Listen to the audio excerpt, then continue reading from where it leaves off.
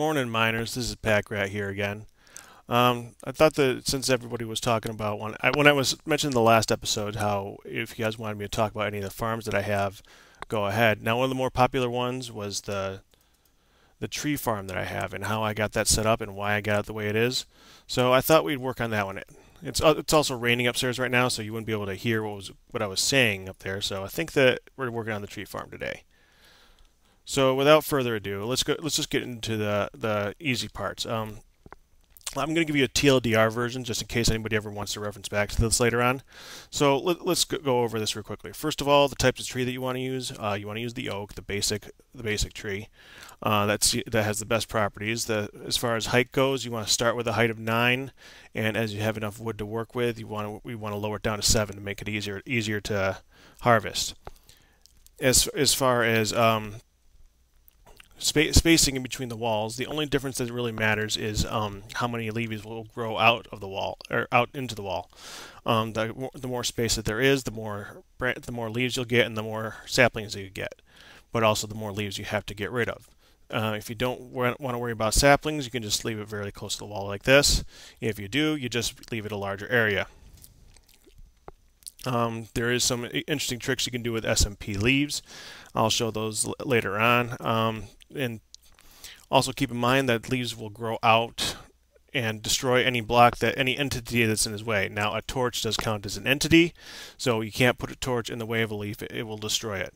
And finally, you don't really need to use water or anything else with it. You don't have to plow the field. You could just leave it just as is. It will grow just fine without interruption. Okay, now if we're getting into the details, I'm going to turn it over to an alternate voice. If you guys paid attention to the first episode, I do a few interesting voices. And for detail stuff like this, I think I'm going to turn it over to Tack. Well, hello everyone. My name is Tack. Now I hear that you guys are wondering about how we have our tree farm set up. So I thought I'd take you guys through and show you the different aspects of it.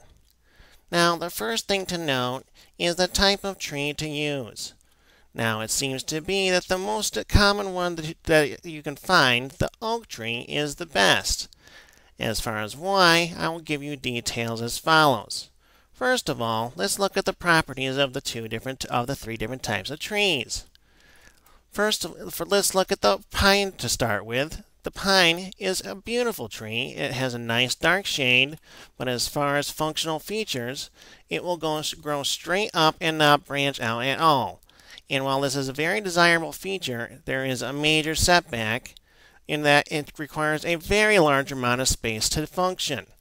And as you can see, I don't allow for a whole lot of space here. As far as the birch tree goes, the main function that you can get out of that is the leaves will not grow on the lowest branches. Thus, you will be able to walk through just fine without ever having to worry about hitting anything. Unfortunately, it is contaminated with the exact same problem that the pine tree has. You see, they both require a large amount of space in order to grow. As you can see with the basic oak tree, this is not the case. Now the second thing, and the most common one that is disputed, is the height problem. As you can see, by the height that I have right now, it has been adjusted. Let's go ahead and take a look up here. Originally, I had this set to a height of 9. Now, after I let it grow for a while, I did reduce the height. Now let's look at why that would be occurring. First of all, whenever you are looking at the height, the main thing that you're looking at is how it branches. Or at least that's what most people are looking at. I'm a little bit different. You see, the height factor is not only affecting the branches, but the growth rate as well. Whereas a lot of people will say that the best height to go with is a height of 6 or 7, because it will not branch out. A height of 8 or 9 will produce crop much faster. Now it is evident that when you do that you will have problems with it, as the height will cause the branches to come out and block further growth. However, you will end up with more product as a result. This is simply because the trees grow faster when they have a higher percentage of growth. As each time a cycle goes through in the computer, it calculates if it can grow to a certain height. And if it is allowed to grow to that height, it will grow there. If it is not allowed to grow to the height that it rolled the dice on, then it will simply cancel the growth and wait for the next cycle. So the more opportunities you give it to grow, the better of a chance it will grow. That is why you start with if you really want it to work properly, you want to start with a higher roof.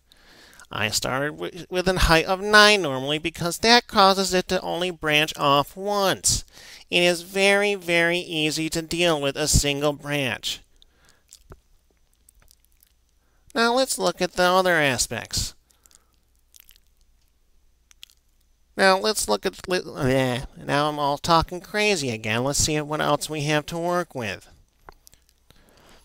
As far as the walls over here, you can see that I do not allow for a very large amount of space of growth to the sides. Now the only thing this truly affects is the leaf growth on the sides. Now if you really want to get a large amount of saplings, you want to include a very large space for them to grow. So how do you think that I'm going to get saplings if I don't allow the leaves to grow? Well, it's very simple, boys and girls. If you simply allow them to grow naturally while you are down here after a full harvest, you can harvest them as they grow. And if you harvest them as they grow, the leaves around them will drop much faster because there will be no other trees to stop them from falling apart.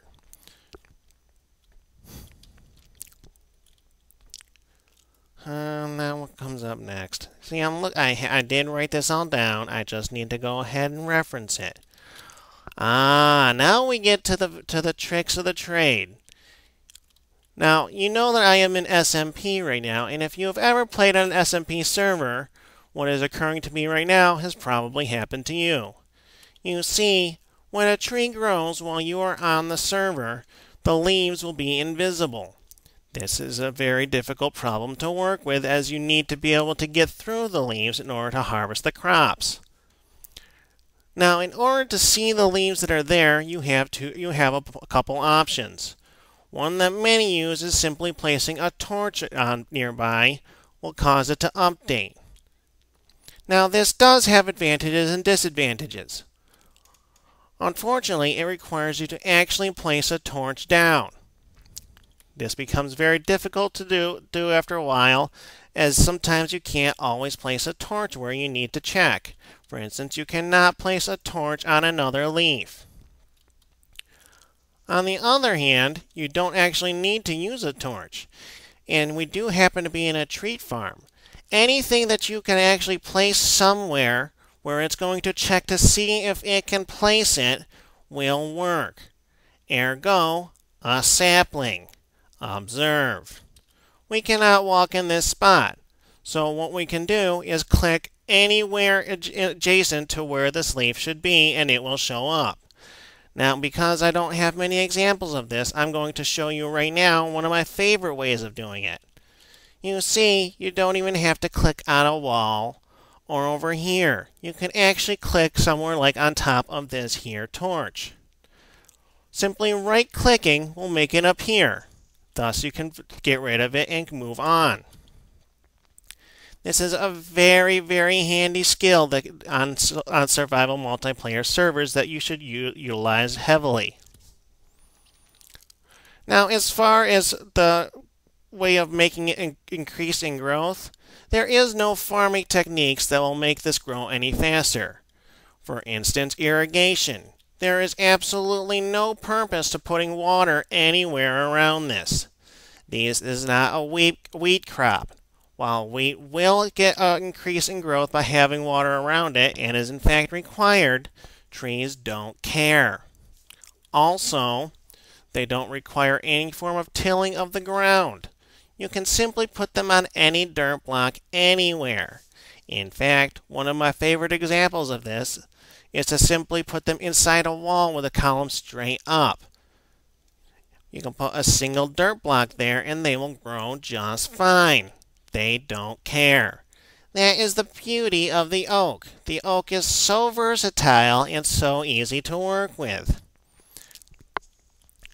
Well, that just about concludes everything that you can do with it. Oh, I almost forgot. I better go ahead and back up here because we completely forgot the lighting aspect.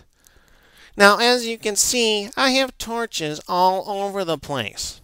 For you see, even though the trees will grow at a slower light level, I believe it would be a level of 10, it is more advantageous to actually have torches everywhere.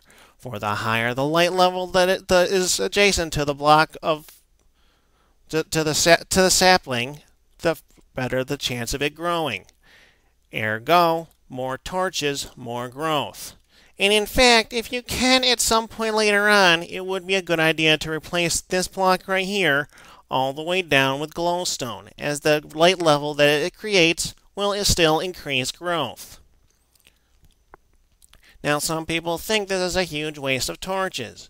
What you have to remember is that they're just torches. They are so easy to produce. In fact, you will get much coal, or I should say charcoal, just by harvesting your trees. In fact, that's why I put a large amount of furnaces right next to my tree farm. It is very handy for cooking up stone or cooking up multiple blocks of charcoal. And with that, I believe we have concluded our lesson for the day. I hope you enjoyed it, and I hope you learned a lot. Everybody have a pleasant evening. All right. So, in case you guys didn't miss that, didn't catch all that, I said it all in the beginning too. I think I skipped the light level at the beginning, but other than that, it's pretty obvious. Now, I do want you guys to let me know what you think of the extra voices that I do in this, and if you want me to do it more often. That's actually what I was going to do for another series of mine. I was going to try and do a multiple personality type thing. So let me know what you guys thought. And if you didn't like it, I won't do it anymore. And if you did, well, I have a few more characters that I like to come up with. For instance, I farms up there. I'm pretty sure that Mac might want to tell you a little bit more about that. So I guess that concludes it for now. I'm going to go back to building out some of the newer stuff. As you can see, we've upgraded to 1.9 pre-release 5. So I got to get back to building my enchantment room and my potion room and all that other good stuff that comes along with 1.9. Ergo, I am quite busy. So I'll see you guys later. Have a good day.